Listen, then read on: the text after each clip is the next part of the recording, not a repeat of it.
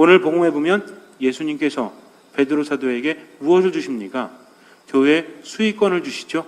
그러면서 땅에서 매면 하늘에서도 매일 것이고 땅에서 풀면 하늘에서도 풀릴 것이다 라고 말씀하십니다. 그리고 베드로라는 반석 위에 교회를 세울 터인즉 죽음의 힘도 그것을 누르지 못할 것이다 라고 말씀을 하셨다는 거죠. 이렇게 초대 교황님이 누구십니까? 사도 베드로시죠. 그래서 여러분들 여기에 사도 베드로상을 보시면 무엇을 들고 계세요? 열쇠를 들고 계십니다. 그래서 두 개를 들고 계시죠. 하나는 풀고 하나는 맨다. 또 하나는 지상의 열쇠요, 하나는 천국의 열쇠라는 의미로 이렇게 열쇠를 두 개를 베드로 사도상에 같이 만들어 놓기도 하죠. 그렇다면 베드로 사도가 일대 교황이었다면 지금 시대를 본다면 이미 2000년이 지났죠. 그럼에도 불구하고 가톨릭 교회는 건재하지 않습니까? 전 세계에 많은 영향을 미치면서 바로 예수님께서 그렇게 세우셨기 때문입니다. 그렇다면 왜 사도 베드로가 교황이 될 수 있었을까요?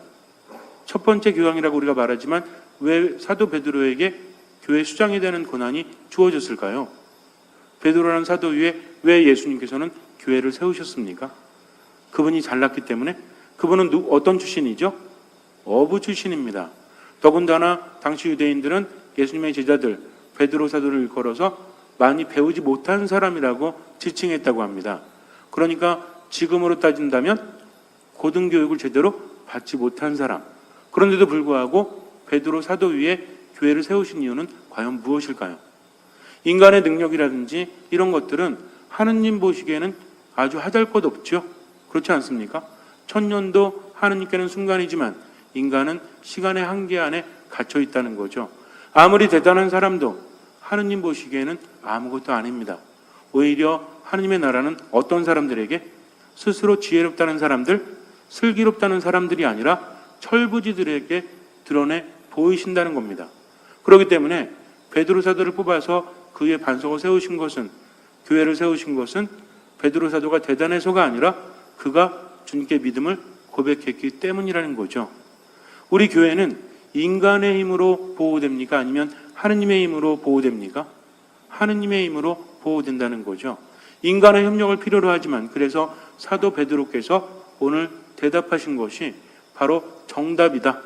신앙 고백을 했기 때문에 예수님께서는 그것을 받아들이셨다는 거죠.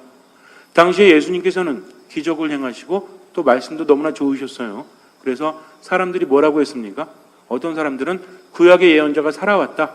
그래서 엘리야다 또는 예레미야다 또는 세례자 요한이라고 말합니다. 그러나 중요한 것은 다른 사람들이 평가하는 것이 아니라 예수님을 추종하는, 예수님을 따라다니는 제자들이 과연 예수님을 어떻게 보느냐, 이게 중요했다는 거죠. 그래서 정말 중요한 질문은 너희는 나를 누구라고 하느냐.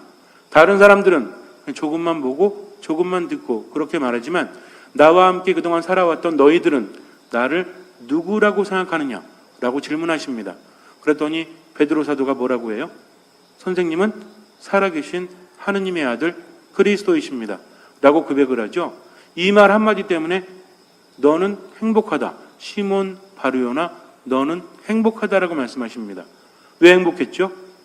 베드로 사도의 지성이 높아서가 아니라, 그의 지식이 높아서가 아니라 이 말씀을 누가 알려주셨기 때문에, 그것은 살과 피가 아니라 하늘에 계신 아버지께서 너에게 알려주셨기 때문에 행복하다라고 말씀하시는 거죠. 인간적으로 잘난 것이 없지만 하느님을 받아들이는 마음이 있었기 때문에, 그래서 지금 눈앞에 계신 예수님을 누구라고 고백합니까? 살아계신 하느님의 아들 그리스도라고 고백한다는 것은 주님으로 고백하는 거죠. 이것은 인간적인 지식이 아니라 누가 알려주셨다? 하느님께서 알려주셨기 때문에 베드로는 행복한 겁니다. 다른 것들이 필요하지 않아요. 그저 주님이라고 고백하면 그 위에 교회가 세워지는 것이고 그 교회는 지금까지 이어지고 있습니다. 주님의 도우심이 없이는 아무것도 할 수 없다는, 바로 그것이 믿음의 핵심이라는 거죠. 신앙적으로 아무리 우리가 뛰어나다고 할지라도, 세속적인 지식이 있다고 할지라도 하느님 앞에서는 아무것도 아니지 않습니까? 오늘 제2독서에서 사도 바울께서 뭐라고 말씀하세요? 오 하느님의 풍요와 지혜와 지식은 정녕 깊습니다. 그분의 판단은 얼마나 헤아리기 어렵고 그분의 길은 얼마나 알아내기 어렵습니까? 누가 주님의 생각을 안 적이 있습니까? 라고 이야기하고 있습니다. 그러니까 하느님의 생각과 인간의 생각은 다르다는 거죠. 인간은 어떻게 하면 돼요? 때로는 내 생각과 다를지라도 하느님을 믿고 의지하면 그 다음에 하느님께서 우리에게 도움을 주신다는 것입니다. 이것이 신앙의 핵심이에요.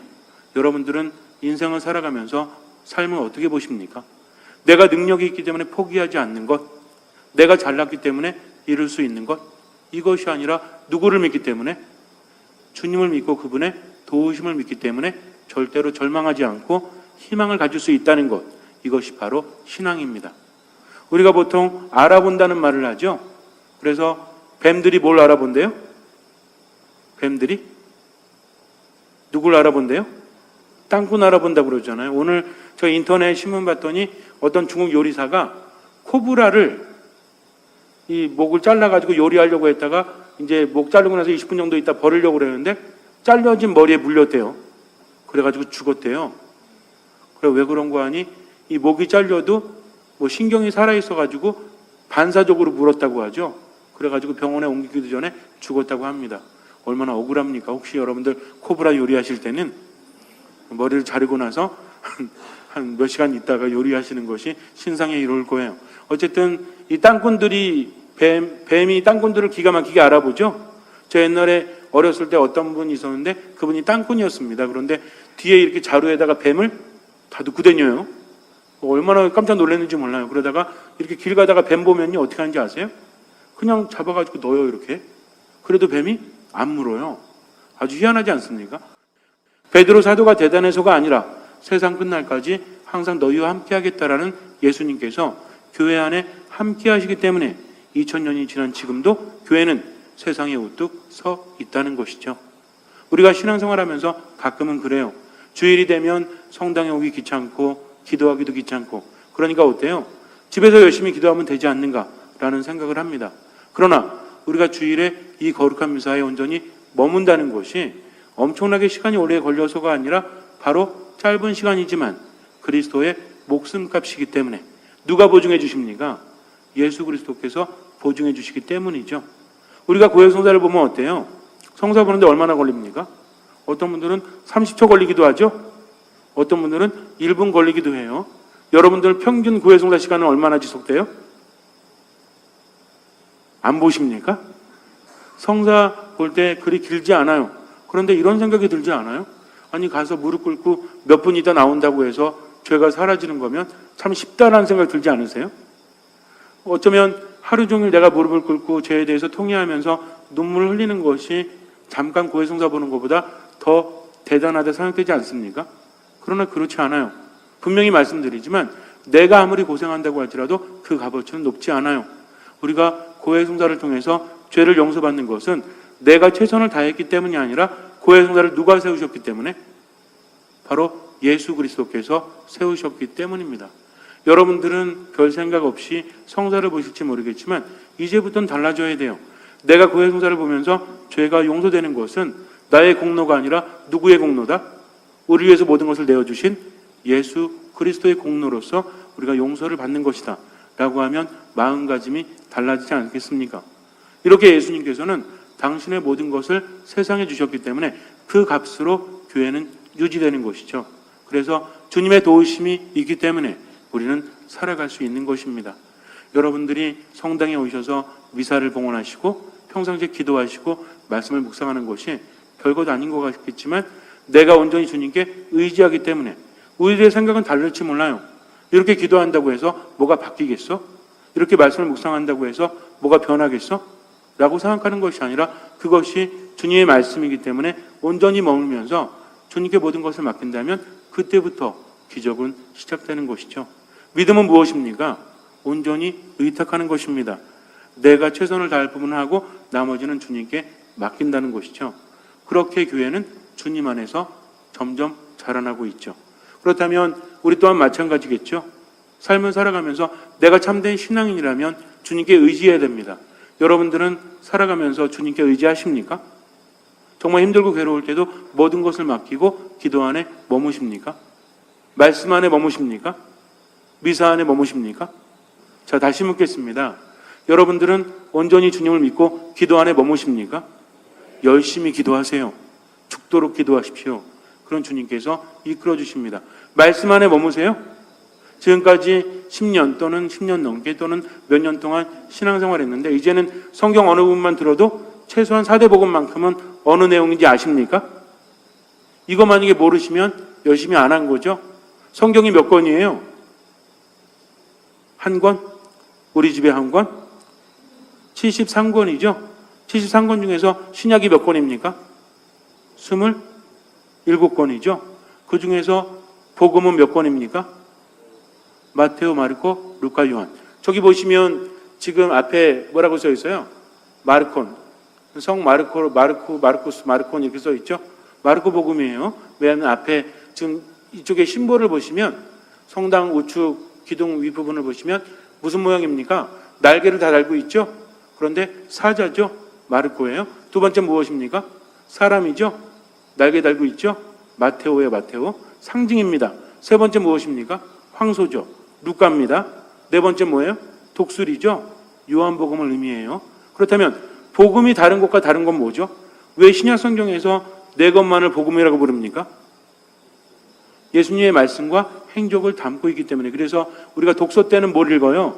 구약이나 신약을 읽죠? 오늘도 구약 읽고 신약 읽었죠? 그러고 나서 복음은 어떻게 합니까? 우리가 앉아서 듣는 것이 아니라 일어나서 듣죠? 4대 복음이기 때문에 그래요.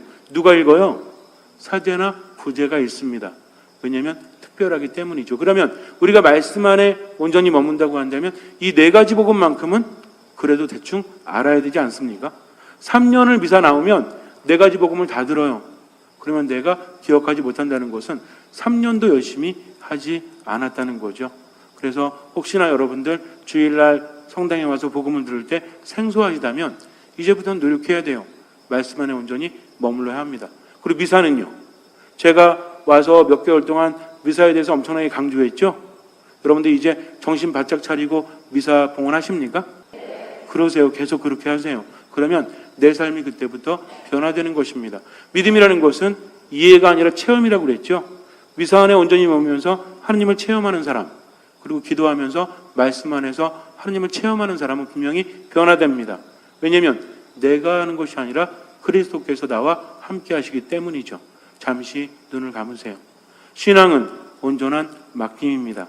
베드로 사도가 정말 대단해서 그 위에 교회를 세운 것이 아니라 베드로 사도는 주님으로 고백했기 때문입니다. 앞에 계신 나자렛 예수님이 살아계신 하느님의 아드님이시라고. 이 말은 무슨 의미입니까? 당신은 하느님의 아드님이시니까 저는 당신의 말을 듣겠습니다. 주님이라고 고백하는 것과 같습니다. 주님께서는 오늘 우리에게 물으십니다. 너희는 나를 누구라고 하느냐? 우리는 응답해야 됩니다. 당신은 살아계신 하느님의 아들 그리스도이십니다. 그러니 당신만을 믿고 절대로 절망하지 않으면서 열심히 살아가겠습니다. 그러니 도와주십시오. 라고 주님께 기도하십시오. 주님께서는 그 믿음을 보시고 우리 삶에 놀라운 기적을 일으켜 주실 것입니다. 아멘.